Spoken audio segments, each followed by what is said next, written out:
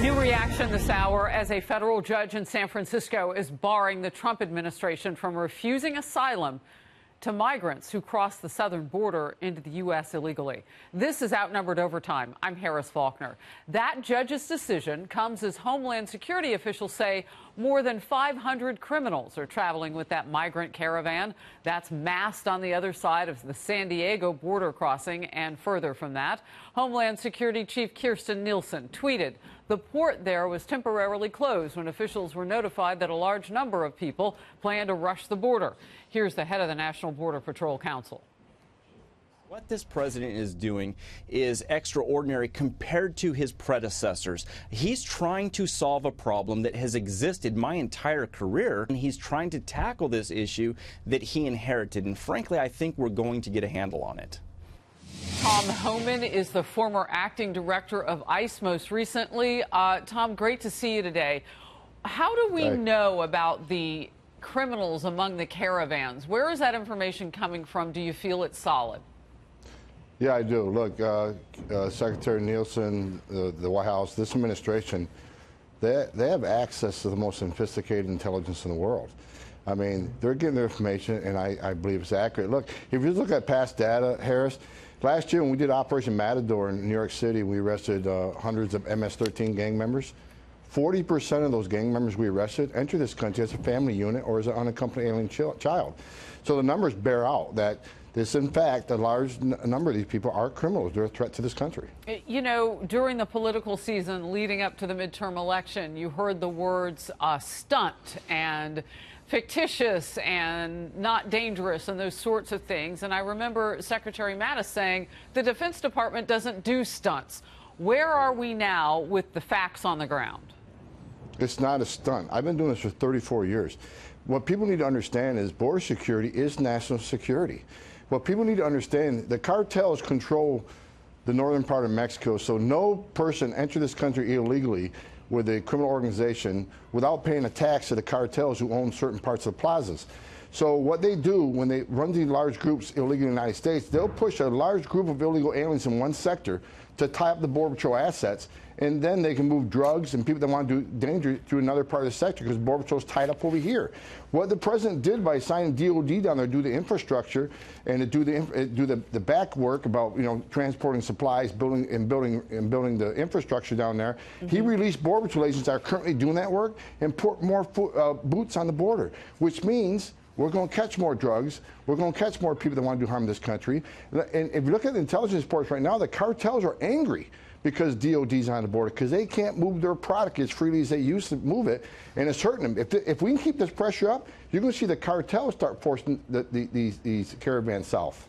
Well, that's really interesting. So what do we say now about the military being set to leave the area down there, possibly by December 15th is the date that I'm reading about?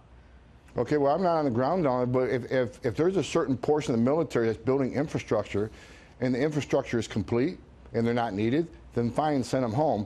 But I think there's a lot of work to be done down there. I don't think you see everybody go home, but as they can release them, certainly do that because they'll build the infrastructure and the razor wire that's going to stop the bad people from coming in. Right. So I think we got to play it by ear as they close avenues of illegal egress. Then it can certainly be released as long as the infrastructure work is done that doesn't require a Border Patrol agent to do it. You know, Tom, I've been trying to get my mind around why there's such a conflict in the reporting of numbers about how many people apply for asylum as they come north. Has there been an uptick? Have things changed? Because it used to be not so many people, and now reports that many people are trying to apply for asylum. What is the truth? The truth is, last numbers I saw, asylum claims are up over 3,000% this decade. And I don't know about you, but I don't see Central America in the middle of a war right now. I don't see, you know... well, there are conditions that are horrible, but 3,000% is a lot. Yeah, and look, and bottom line is, Fox has been with this caravan from day one, and you hear these people talk about that they want a better life, they want a job, they want to come to the United States to rejoin family. That doesn't qualify for asylum. But what they know is if they come to the border and they make those magic words and say those magic phrases, they can get a foot into the United States and in the past get released, either not to show up in court. If they show up in court and get a final order, they don't leave.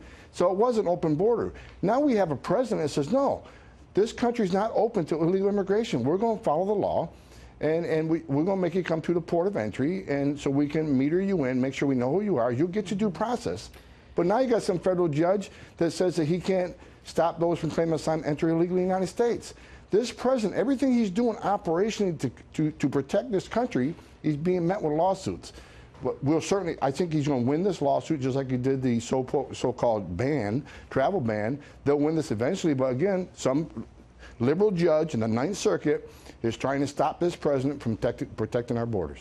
So, you know, Tom, when you look at who's coming across the border and what we're going to need to do with them, if what you're saying is true, that very few of them are really going to qualify for asylum, where do we put all these people? Because the detention centers are full. And I made the comment on Outnumbered last hour. The president had talked about tents. I think people in Arizona might be a little sensitive to tents after what's gone on in their state with former Sheriff Arpaio. What are the answers for what are we going to do with these people while they wait or whatever happens? So to be clear to your audience, Harris, 91%, the latest data on asylum seekers is 91% of Central Americans who pass the credible fear interview on the border do not get credible fear from an immigration judge because they're presenting fraudulent claims that don't qualify under the rules of asylum, escaping fear of persecution because of religious or their political, positions. Mm-hmm. So the facts are facts. 9 out of 10 will lose their case, which means it's loaded with fraud and frivolous claims. But what we do is what the president's doing. He's building, tent cities. Are you in favor of that?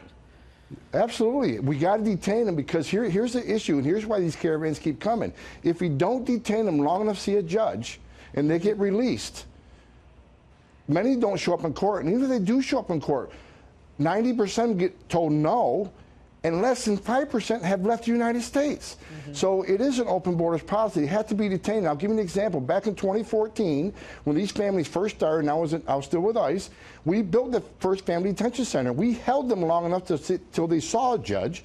Most of them lost their cases. We filled planes full of these people and sent them back to Central America, and the numbers on the border declined drastically because we have shown as a nation we're a nation of laws. You can't commit fraud and expect to stay. But it wasn't until, again, the Ninth Circuit ruled you can only hold them for 20 days. The process doesn't happen that quick, the immigration court. So now they get released before they see a judge.